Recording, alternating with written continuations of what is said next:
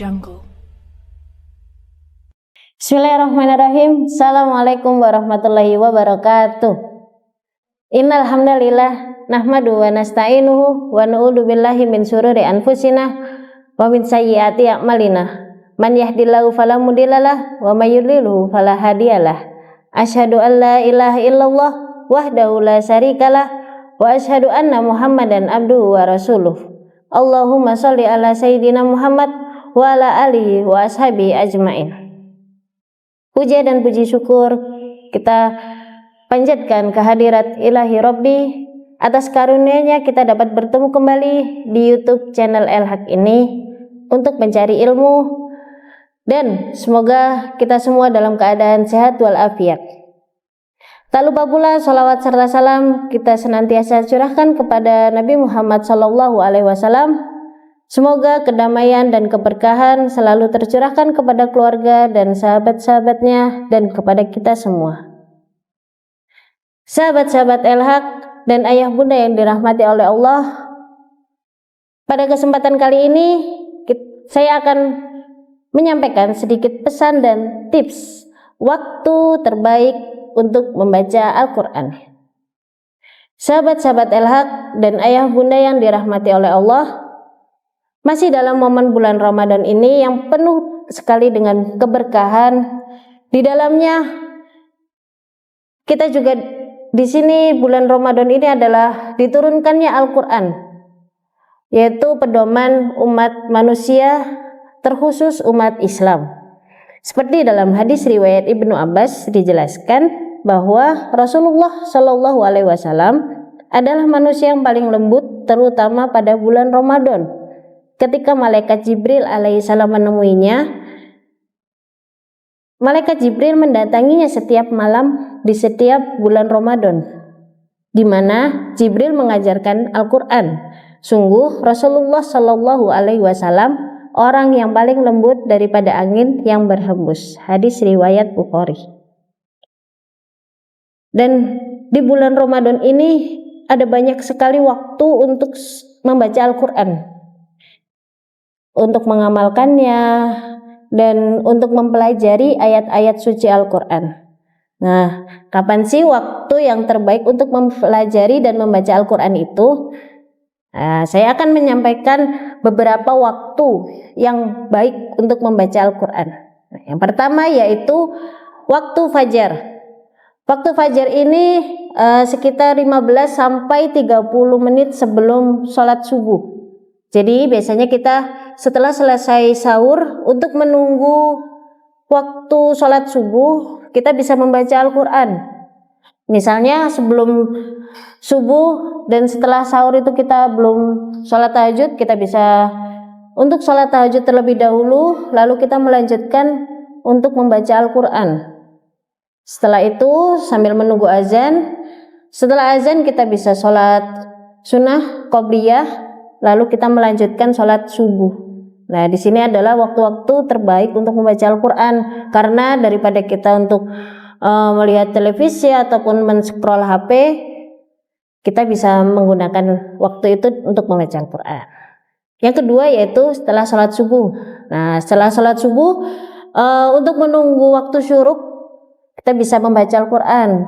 Daripada kita tidur kembali setelah sholat subuh, kita habiskan waktu-waktu itu untuk membaca Al-Quran dan mempelajari ayat-ayatnya sambil menunggu waktu syuruk. Dan sebelum kita menyiapkan untuk berangkat ke sekolah ataupun ayah bunda untuk pergi bekerja, kita luangkanlah waktu kita untuk membaca Al-Quran itu.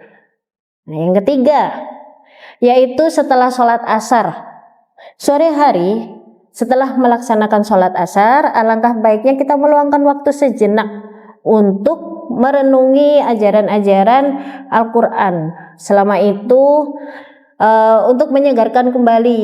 Jadi setelah sholat asar, sebelum kita menyiapkan untuk waktu berbuka, kita sempatkan, karena waktu itu sebenarnya ada, cuman kadang kita masih banyak yang lupa untuk membacanya. Di situ kita mulai dari sekarang membaca setelah sholat asar, kita baca kembali Al-Qur'annya. Nah, di situ karena di bulan Ramadan itu pahala-pahala itu sangat dilipat gandakan oleh Allah Subhanahu wa taala. Waktu yang keempat yaitu setelah sholat maghrib dan isya. Jadi setelah sholat maghrib ini kan buka azan, lalu kita makan takjil, lalu kita sholat maghrib. Misalnya memang perut kita sangat kosong, kita bisa berbuka terlebih dahulu setelah sholat. Setelah itu sambil menunggu waktu isya, kita buka kembali Al-Quran kita untuk menyelesaikan Al-Quran kita. Setelah itu sholat isya dan tarawih. Nah, setelah sholat tarawih kita bisa mentadaruskan Al-Quran kita, menyelesaikan bacaan-bacaan kita yang belum selesai. Karena di malam hari itu kita bisa menjaga diri kita dari riya dan dapat menguatkan hati kita dari hal-hal yang melalaikan. Jadi kita bisa merenungi juga setelah sholat, setelah membaca Al-Quran, apa sih yang sudah saya lakukan dalam satu hari ini.